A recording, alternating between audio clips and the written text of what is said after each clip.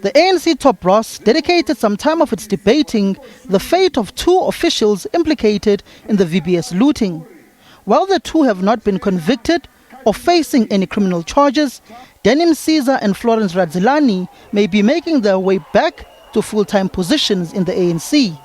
Reports coming out of the virtual meeting are that there was a unanimous agreement that Msiza and Radizilani be brought back.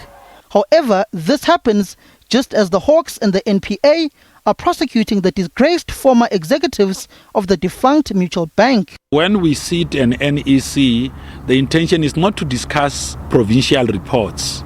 We sit an NEC to look at the state of organization and also consider a number of interventions that the organization has to be undertaking.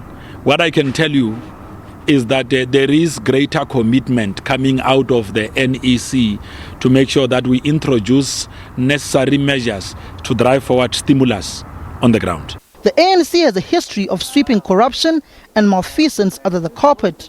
But one political analyst says the party must keep Msiza and Radizilani suspended until they clear their names. It would be a bad thing if the ANC were to bring back these individuals who already have been suspended. And when the announcement of their suspension was made, the ANC gained a lot of kudos, right? Because finally it was acting on its own resolutions taken years ago. Professor Ndlechane also says the return of the pair would prove that the ANC President Cyril Ramaphosa has no control over the party's National Executive Committee. It would be terrible for this president, and I mean, one is shocked actually. Well, perhaps one should not be shocked, but the ANC is contemplating bringing them back.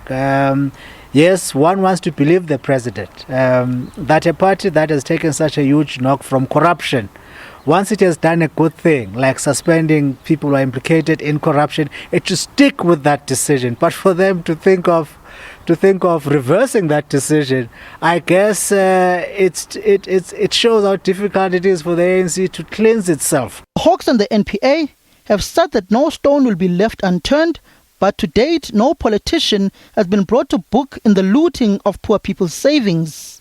Samkele Masego, SABC News, Johannesburg.